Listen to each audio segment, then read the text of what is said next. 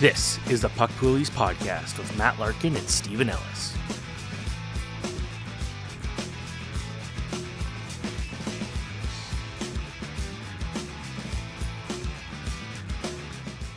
Hello, everyone, and welcome to a special edition of the Puck Poolies podcast. It's Matt Larkin here, as always, with my co-host, Stephen Ellis. And Stephen, we're going to do something a little different for this episode 9 because we're coming out of the All-Star break. I just released a special top 300 mid-season update, so we're going to talk about that a lot today. But before we get into it, my friend, any update about you and your league, or is it just sort of status quo because of the All-Star break? Well, so far I'm off to a really good start. I think I've got about 70 more points than the guy I'm facing, but that is a lot because I wasn't sure if it was the right way to go, but I went and got really aggressive and took advantage of all the games that were playing last week where my opponent basically got no points last week. So I tried to take advantage of that. But the issue is we only get 4 moves per week. So I've already used 2 or 3 of my moves and we still have the entire week to go. So we'll see if that paid off, but I've got a nice enough cushion where if some of his better players don't have like these magnificent nights, I may have made up that deficit already, which I think it was worth the risk. But right now I'm winning and that'd be nice.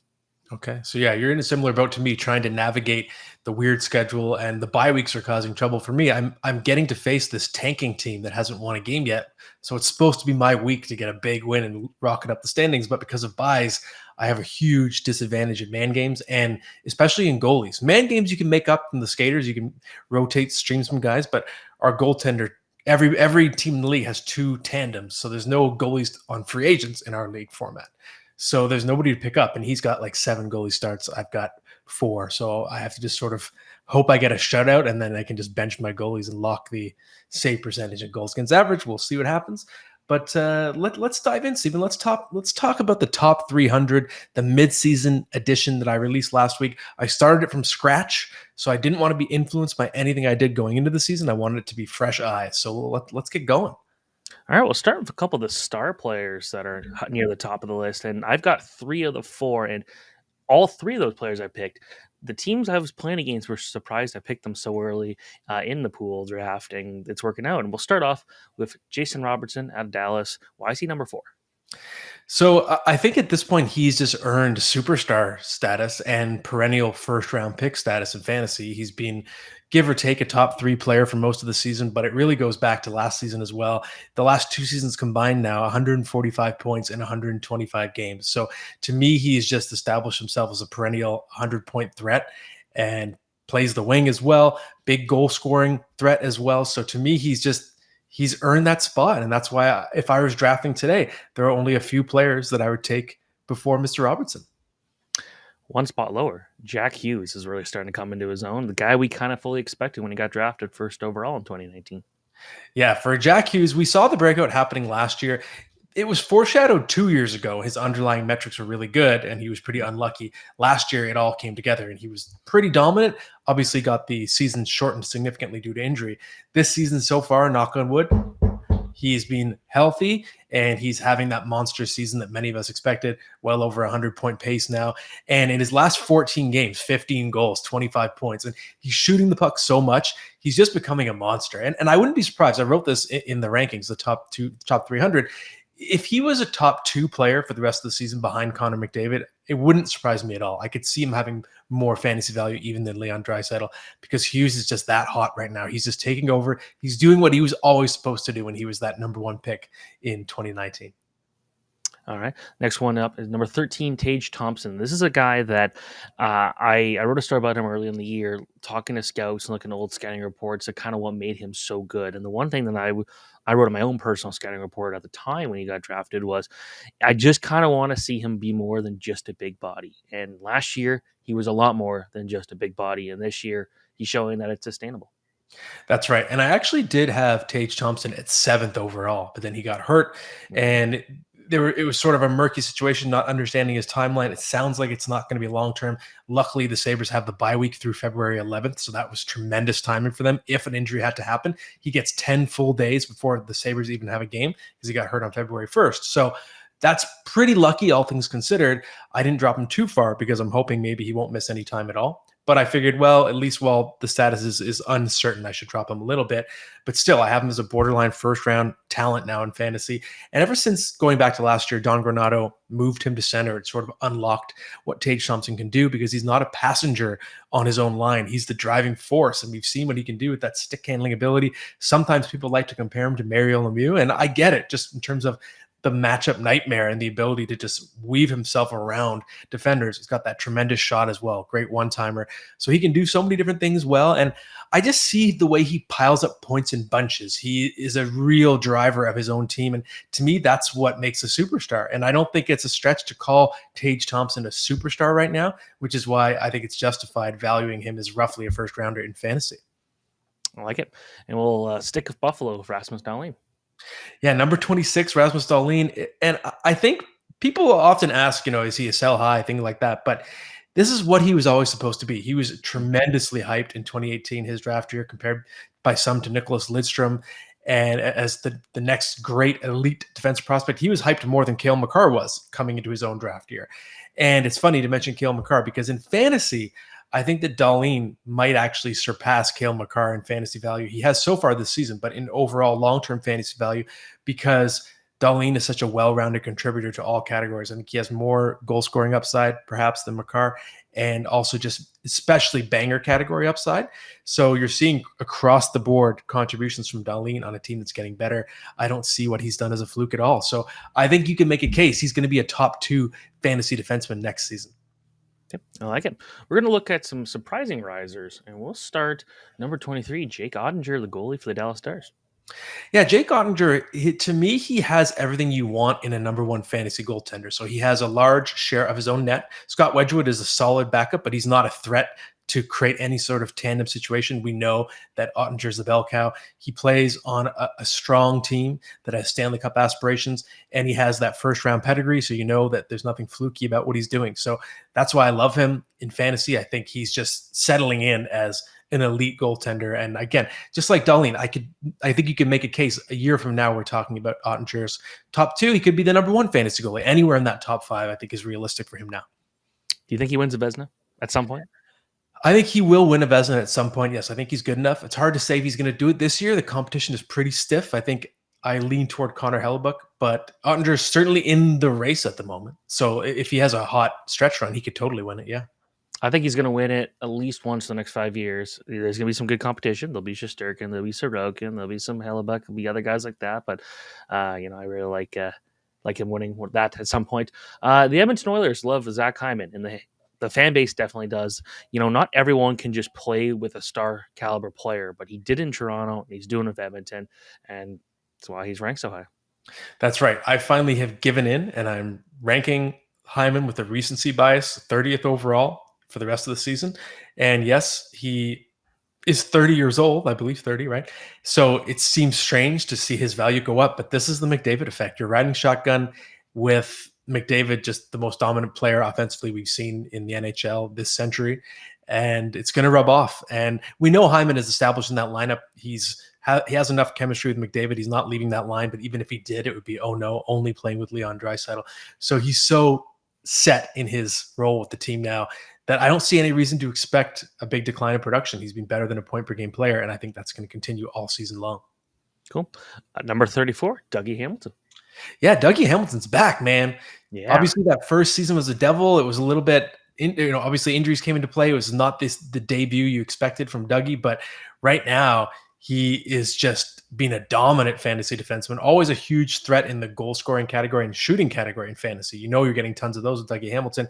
The points are going through the roof now. He's going to set career highs across the board. And again, it feels relatively sustainable because the Devils are just a good team now. Jack Hughes is driving that team, just scoring so much that just by being on the ice on that power play, if you're Dougie Hamilton, you're just going to pick up a lot more points than you were before. So I think he's here to stay, back in the elite tier of fantasy defensemen. And one of the biggest benefactors of having Dougie Hamilton in front of him is Vitek Vanacek. Yeah, Vanacek, I've been a Vanacek owner, and it's funny, at the beginning of the season, I was trying to trade him thinking I needed to sell high, and it turns out part of the reason my team has done well is I was lucky enough to stumble into Vitek Vanacek, and he's been give or take a top 10 goaltender the entire season, and I think the sample size is big enough now that we can trust him for the rest of the season as a legitimate fantasy goaltender. I'm done trying to sell him. I'm holding on to him now because I think he has shown just he's played enough that he can sustain it, and I think the Devils as a whole are showing their entire operation is sustainable. All right. And wrapping up this part with Jacob Trouba at number 138. Yeah, as I wrote in the rankings, Trouba, obviously his point production is below average this year. I think it's 14 points, but he is rare in the sense that he's on pace to be a 200, 200, 200 player, which is 200 shots, 200 hits, 200 blocks. So in a banger league, that's an extremely valuable player. That's why I traded for him myself last week, because I wanted that balanced production. All right. We're going to move on to some league winners now. And this is one where it's so strange to see Patrick Kane outside of the top 60, but you have a number 61, and that's just kind of the reality. But, that's still a high impact guy. That's right. So I have Patrick Kane at number 61. And really, in terms of his actual production this year, he hasn't even been anywhere close to a top 61 player. He's been probably a top 200 player at best. He's had a terrible season, but I'm just banking on the fact he will get traded. He spoke to the media on Monday. We're recording this podcast on a Monday, saying that he already is aware of some teams that are interested and he's excited about the intriguing opportunities. So I do predict he will waive that no movement clause and find a new team. And any team that gets him is going to be a contender. And so he's going to be joining some high-end line mates. And I think we're going to see an explosion in production down the stretch. Someone you can get in a trade that might produce like a top 30 player for the rest of the year. And he won't come at that price. He should be a lot cheaper. I will say, though, if the Blackhawks end up moving him and then they end up getting Connor Bedard, I feel like that's a missed opportunity to have Bedard have this guy that we know could put pucks in the net and could be this high impact player no longer there in the lineup. But that's more Connor Bedard. That's not exactly relevant to trying to win I guess you are trying to win in the future in that case, but that's not what you're trying to do here. You got to move him at this point. Next one, number 94, Matt Boldy. Yeah, Matt Boldy, I said before, he was sort of the anti-Bo Horvat, because Horvat I thought was the big sell high who was due for regression, negative regression. Matt Boldy was due for positive regression. All his shooting metrics, and I wrote this when he signed his contract extension, they were all up. So theoretically, his production should be better this season than his rookie year, and he looked really good. The puck just wasn't going in. He had a stretch of, I think it was 1 goal in 14 games. And then going into the break, he had, I think, 4 in his last 5 games, something like that. And I think just you're seeing that shooting percentage start to rebound for a player who's actually performing pretty well, doing everything but put the puck into the net. So I think you're going to see that trend continue in the second half. And I wouldn't be surprised if he gets to 30 goals. All right, like it. John Klingberg at number 157, a guy that maybe isn't playing as good as he was hoping, but a trade at the deadline could change things. Yes, I love John Klingberg as a buy low in fantasy because we know what's going to happen with him. He will be traded. He's a pending UFA, and he has the no trade clause expired January 1st. So there's no control he has over whether he goes anywhere. Plus, I'm sure he wants out of that terrible team. And whatever team acquires him is not going to acquire him to kill penalties. Like if you get John Klingberg, you're playing him as your power play quarterback. So he's going to land in a situation that is much more favorable than what he's in right now. And I think we could see a sudden rapid turnaround in his fantasy value. So if you can get your offer in now for John Klingberg, maybe the owner isn't really thinking to the trade deadline just yet, you could steal him. And I have him 157. I really like that one. Number 165, a guy that when I saw you rank this guy here, I messaged you right away. I'm like, I like that. Ukko-Pekka Luukkonen out of Buffalo. Yeah, so there is a little bit of risk here because it's not like the sample size is massive, but we know that UPL was considered one of the best goalie prospects in the world for a long time. It took him a little longer to break through. Obviously, he was held back by injuries, things like that. And we've talked about him on this show before, but now he's starting to get the lion's share of work in Buffalo's net. He's sort of leapfrogged Eric Comrie. The Sabres are hot, and they're hot with him. So I don't see any reason why they wouldn't want to let this ride because he's supposed to be their guy, either him or Devin Levi in the long run. So I just think that there's a real chance that he's here to stay. And if the Sabres stay hot, like he could win a lot of games down the stretch. He could be a real difference maker in fantasy. All right. And one more goalie, Pyotr Kochetkov at number 184. Yeah, 184. And that's, I wrote in the rankings, this is pretty cocky to have him this high, considering he's a third stringer right now. But the way I see it, we know the Canes are a fantastic team. We know Kochetkov, when he was in their net, was playing quite well and was playing at the level of, I'd say, give or take a top 10 fantasy goalie. And if you look at the injury history with Freddie Anderson, maybe the possibility that the Canes would just say, okay, let's trade Antti Ranta so we can have Kochetkov up at the NHL level.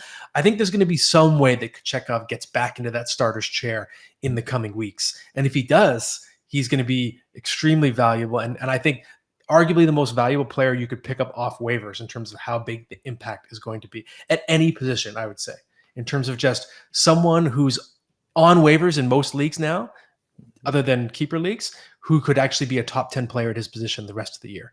I don't think you could find that anywhere else at another position on the wire right now. Stash him away, but you're going to be really happy if you do.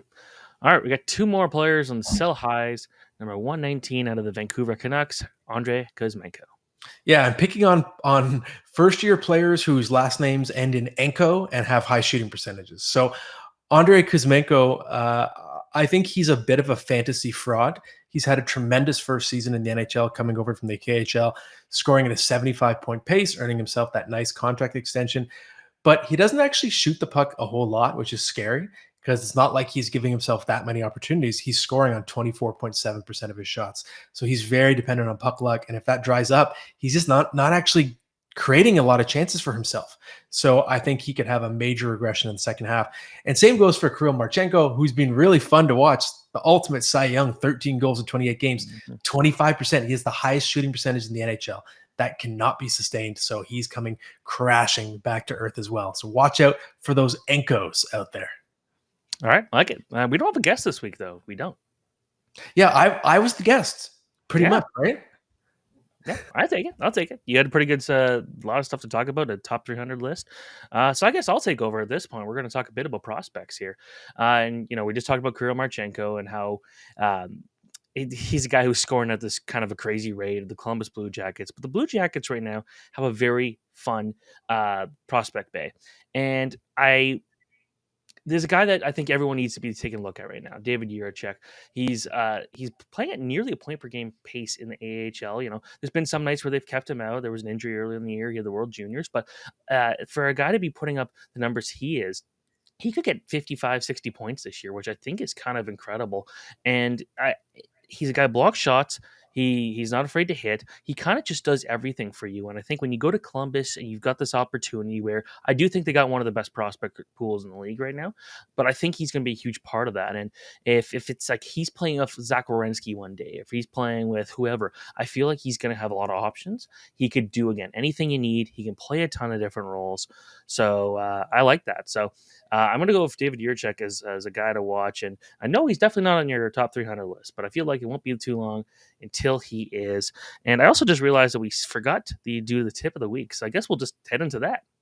Yeah, we will. Before we do the tip of the week, though, I do want to talk about Jiricek as well, because I think you're right. He will be, I think, in my top 300, or at least on the bubble going into next season, because I think there's a good chance he sticks with the team next season. And I wonder if he could be kind of a Seth Jones player, which is funny, in fantasy, whereas just similar to what Jones was in Columbus, filling so many different stat categories, playing a lot of minutes, but also you have to suffer through a bad plus minus. I think that could be what you get with David Jiricek by the time he sticks with the Blue Jackets long term. Yeah, I'm honestly, this is a guy that when we're talking about who was maybe that best defenseman in that draft, this is a guy that just does so much. And the Blue Jackets are going to have a very, I don't want to say bright yet because they still have a lot of way to go, but bringing in Goudreau and getting Line signed long term, and then let's not forget Jordan Dumais. They got him later in the draft, and he's going to hit 100 points maybe this week. And he's at 91 right now in the QMJHL. He's playing great. And Kirill Marchenko, we know what he could do. And they've just continuously built up a pretty solid prospect pool where they still need to go and out there and get an actual proper goalie. At this point, is Elvis Merzlikins the answer? There's more of a disappointing kind of playbook we could look at it with him, but I think this team is starting to trend in the right direction. Imagine if they had Connor Bedard, like game changing there, and get Adam Fantilli, big thing. And you know what? could make an argument that maybe if there's a team that if they fall a few picks, maybe they even go for Matvei Michkov, and that's one where it really has to depend on the team as to where he goes. He's like a team that is trying a full-on rebuild is probably not going to go for him right now. But with the Blue Jackets having such a good prospect pool, you could be a bit patient, and I think you can go out there and get him, and that would pay off. He'd become the first superstar on that team. But that's the future. Right now, go out there, get David Jiricek. Yeah, that's interesting. I wonder if with Columbus with Michkov, is there still any lingering bad taste in their mouth from Nikita Filatov and Nikolai Zherdev? They've had some bad luck with the quote unquote Russian factor, but maybe it's a previous generation now. So I don't know if it would still be on their minds, but it's something to consider down the road. Okay, European gear. Don't forget that. I'm ready now. We can do our tip of the week if you're ready for the tip of the week. All right, we got the sample sizes are large enough at this point. This is after the All-Star break. This isn't like a 2-month, 3-month thing. This is we're past the halfway point. Yeah, and I think it's a crucial time to start evaluating your players, and the time for attachment, the time for he's going to bounce back soon for really established guys, I think is now past, because in most seasons we're pretty deep now, especially head-to-head leagues, right? So I think you have to look at any big name player, and there are exceptions. Okay, so Patrick Kane is an exception, someone whose situation could change because of the trade deadline. I think that's different. But if you're looking at an established big name guy, we're going to talk about a couple with a question later on in the show. I think it's okay to look at that player off waivers who's just going to contribute more for you now in the next week or two. If you have a player who was supposed to be top 50 and he's producing as like a top 200 player, I think we have enough data now that this might just be who that player is right now. So I think you have to consider cutting bait on those brand names. And I guess I can give it away. We're going to talk about Jonathan Huberdeau and Mackenzie Weegar a little bit later, but they're the perfect example. You have to start getting a little ruthless with your team if you want to get over the top, and you need results in the now, and it's okay to look to the wire instead of those established guys. Cool. I like that. Now it's time for best bets. Okay, so this is an interesting one. I'm on such a run though, Steven. I'm hot. I think I've hit 4 or 5 of these in a row now, right? And I even hit the Atlantic Division, the host city winning for the first time ever in the All-Star game in the 3-on-3 format. So I feel like I can't miss right now. Okay.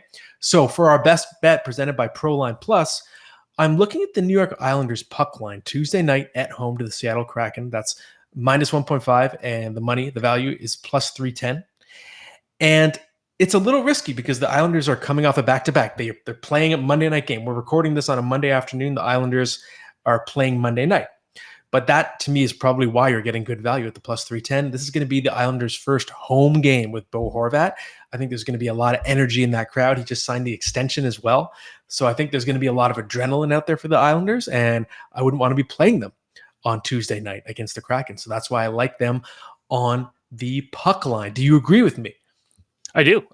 This is a team that, again, like going out there, and I said this last week, going out there and getting Bo Horvat sends a message to the rest of this team that we're serious about this, and they still have a shot at the playoffs. I still think they got a solid team, and the momentum of having this star player, one of the top trade targets, added to the lineup. I think that that's an exciting group. Now Seattle is a team that it never shies away from heavyweight competition and the spotlight, but I think with the Islanders right now, you just that rest, and I love that pick. So I agree with you there. Okay. And a word, of course, from our sponsor, ProLine Plus is not just another sportsbook being the only sportsbook that gives 100% of profits back to Ontario. ProLine has been your local trusted sportsbook for over 30 years, now offering Ontario sports fans more ways to play in-store, online, or take the game on the go with the ProLine app with your favorite sports and events right at your fingertips. Download the ProLine app and bet in-app with ProLine Plus today, or head over to ProLine Plus ProLinePlus.ca to learn more. I think that's the first time I haven't stuck the landing on the ad read there, Steven. .ca, Canada. I don't know how you could have got that one wrong, but yeah, hard to say. And if you're messing around with the ProLine app, which I do as I'm trying to pick my bet every week, ProLine Pools is a nice, easy way to play. That's just when you pick a slate of winners every night. You can pick a certain number of teams, and it's a great way to sort of, if you're trying to learn how to play, but you want something simple, you don't want to have to deal with money lines or puck lines, just picking winners. So don't forget, you can try pools as an option. Okay, Steven, I guess it's time now to move on to some listener questions. All right. Our first question comes from Jerry Oakland Golden Seals. I don't think he is the entire team. Hello. Potential non-playoff team that could go for a run after the All-Star game and see players' fantasy value increasing. Thanks. I want to give Jerry a shout out. He always starts every question off of hello and ends it with thanks. I appreciate that. That's right. Attaboy, Jerry. So I know technically the Islanders are a non-playoff team. They're out of the playoffs at the moment, but I don't think that counts for the spirit of this question because the Islanders are behaving like a contender. So the way I see it is more like a team you wouldn't expect because they don't look like a contender at all. So I'm actually looking at the Vancouver Canucks because they're sort of going through this catharsis right now. So Bo Horvat, their captain, is gone. Their coach Bruce Boudreau is gone. They have Rick Tocchet coming in now, and maybe they're going to be trading Brock Besser soon. So you have a lot of newness going into that dressing room. And I wrote a story for Daily Faceoff a couple weeks ago showing that new coach bump is a real thing, especially in the first 20 to 40 games. So I do think you'll see a little surge with the Canucks. You still have Elias Pettersson playing really well this season quietly. And I'm looking at, for example, someone whose value could jump with the team going on a run, Anthony Beauvillier. And I mentioned it in the top 300. This is a player who the Canucks have a lot of motivation to give a chance to, because whether it's showcasing him for a trade or whether they just want to see what they have with a 25-year-old that has a year left on his deal, has a first-round pedigree, 18 goals per 82 games in his career. He's available in 95% of leagues, and I picked him up in my league because in practice, they showed, or I saw the other day, he was getting a look with Pettersson and Kuzmenko. So it seems like the theory is right so far. They are going to give Beauvillier that opportunity. So that's a long answer for you, Jerry, but this is just an example of a team that I think could have an increase and a player whose value could go up during the stretch run. When I saw the question, that was the first one that came to mind because you look at them and all the kind of on ice, off ice turmoil that was going on. They were always in the news, would seem like for just the wrong reasons, and it kind of all they fired the coach recently, and then it kind of just led perfectly into the break. And I think that was a team that needed a break as much as anyone. Now you get to start fresh. Yeah, you don't have Bo Horvat there, but you've got a team of guys that still are trying to prove what they can do. In a lot of cases, some of these guys are auditioning to be trade targets, whether or not they want to be. In reality, some of these guys are trying to show now what they have for a future trade. So that's definitely one team to watch for sure. Richard Simonson says, "Greetings from the UK. What's the worst instance you've had of you not dressing a player and them having the game of their life?" Yeah, it's a common nightmare in fantasy sports. My worst one ever was actually in fantasy football. It was with Julio Jones because he's always hurt. He was always hurt, even in his prime. And I benched him thinking I was being smart, and then he went off, and it was so painful. But for a hockey example, I've had a few where I leave a shutout on my bench because uh, in our league, or the leagues I play, and I play with the same group of people across multiple sports. In our baseball league, is a next day transaction. So you make a move and it's reflected on your lineup the next day. Our hockey league used to function that way as well, but we changed it to a same day, and it took a while to adjust to that. So sometimes I'd be thinking all my moves are for tomorrow, and then I'd be, wait, no, we switched it same day. And then I'd go to move a goalie into my lineup or something, and it's 7:02 and the lineup locks by 7. So I've had that happen before where I just had to stare at that shutout on my bench, which is pretty painful. So I've had couple times this year, twice, where I've essentially left off. It was a 5-point night for Draisaitl and a 4-point night for Draisaitl. And when you have a certain number of center spots, I was trying to ride high at the time of, at least I think it was against Nashville the one time. It was Draisaitl and Tage Thompson, and I want to say Sebastian Aho, and they were all playing really well. And I said, tonight I'm going to not play Draisaitl and see what happens, and that was really stupid of me. So it was twice this year I've given up a lot of points. Draisaitl's won me a lot of weeks this year, so and both those times I didn't play him, I did win, so it didn't really matter. One of them was a massive blowout, but that one wasn't my favorite move. And then the final one comes from Rantanen and Raven. Am I a moron for refusing to drop Huberdeau and Uyghur? Do you think there's even a hint of a chance they could figure it out this season? Yeah, so this ties in very nicely to what we were talking about earlier, Renton and Raven. So thank you for catering to our earlier topic. And I think, again, you're 3/4 of the way through, especially in a head-to-head league. You have to get ruthless. And if we've talked about Huberdeau a lot on this show because people are just trying to figure out what he is. And I think we know now he's just not going to be what he was last year, especially because his ice time is being cut so much under Dale Sutter. So there's not even the same opportunity to get points. Even if he starts playing as well, the ceiling is just significantly lower than it was in Florida. So I think it's time to cut bait. I think in a shallow league, you cut him. Maybe in a medium league, you can try to find a trade, which in my league, which is actually a pretty deep league, he was traded last week as kind of a throw-in in a sell low. But I think shallow and medium, you have to So shallow, drop him. Medium, I think you have to consider dropping. Deep league, ideally you can try and sell him for 60 cents on the dollar, 70 cents on the dollar. I don't think you can fully drop him in a deep league, but I think it's time to just accept that he doesn't have to be part of your plans. You don't have to wait for a turnaround. And for Mackenzie Weegar, the thing about him was his offense was pretty good the last couple seasons in Florida, but it's not like that was the feature of Weegar's game. He's more of a sturdy defensive defenseman who can play a physical game, and he can move the puck, but the offense was sort of a bonus. It's not like he's known as a scorer. So I'm not that surprised that element of his game has disappeared, and it was never particularly reliable year to year. So because of that, I don't know if that's coming back for him either this season. He's still going to help you in banger leagues, but his value has taken a significant nosedive, maybe even more than Huberdeau. So I think it's okay to cut bait on either. All right, that's it for the question. So I guess we're doing starting lineup, and what do you have for me for that? Yeah, it's going to be a short and sweet episode this week, Stephen?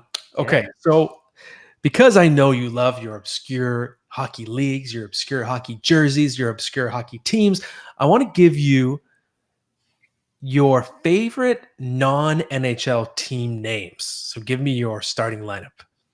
All right, I'll go with just current teams. I don't want to pick defunct teams in this case. Yep. I'm going to start off with the Greenville Swamp Rabbits of the ECHL. Obviously, that's just such a random name, the Swamp Rabbits. The logo is really cool, and that's something you'll notice about ECHL teams. You look at the Savannah Ghost Pirates, another team with a great name and a great logo.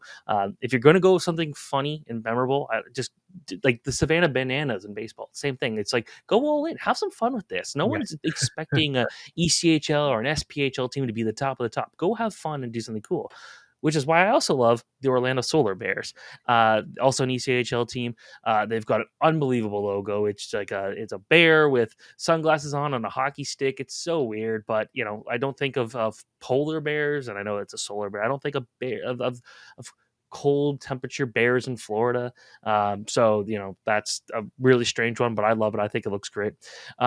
Next one is actually the team name I use for my fantasy league, and is the Centurion Forest Rats of the I'm not going to fully pronounce this league correct name, but anyways, it's the South African League. The first time I saw it a while ago, I'm like, this name's just so great, like Forest Rat. Okay, I'm not sure what that is, what it's supposed to be. It's cool. This one's always been a favorite of mine, from the LNAH in Quebec, semi-pro league, the St. George's Cool FM. They're just named after a radio station. I like they're just not even trying. Like, yeah, sorry, we're just sponsored. Like, it's like there's Goon in the movie. It's like something about like a bunch of the teams in like the crappy league at the beginning is just all a bunch of teams sponsored by like radio stations like that. Yep, that's an actual thing. This is one that I didn't know till recently, and I thought it was great. The Milverton 4-wheel drives. I couldn't find anything that said that was like a sponsor, but it's got like a tire in the logo, and it's 4-wheel drives is one word, like the number 4-wheel drives, all thing. And they play in the WOAA Senior League. I don't know what that is, but when I found it, one of my favorite things to do is to go like on Elite Prospects and just look up some of these like random leagues, which is how I found my favorite team. And the one that I have used multiple times in fantasy hockey, the Dubai Mighty Camels of the Arab Emirates League. Shout out to the founders of Dubai Mighty Camels, who both play in my league. Okay, okay, well, now they have to listen to it. Okay, that's awesome. Yeah, it's just like the team name's great. I've used it in fantasy hockey 4 or 5 times. It's my most popular. Like when I do fantasy leagues, I feel like doing a team that's just a play on words of a player's name is so lame. Everyone does it. I want to go with actual obscure hockey team names, and that's what I picked multiple times. Oh, that was a great starting lineup. I think that was my favorite one so far that we've done on the show. Excellent. I'm still always partial to the Youngstown Phantoms because it's more because their logo reminds me of the Phantasm from Batman, the animated series, and the movie Mask of the Phantasm. I don't know if they did that on purpose, but pretty sweet, spooky looking logo. But I love that list, Stephen. That was awesome. And that is the end of today's episode. We'll be back next week for a regular edition of Puck Poolies, brought to you by PROLINE Plus as always. We'll go back through our normal pickups of the week, all the normal goodies as we're back in the swing of things for your fantasy hockey stretch run. Good luck.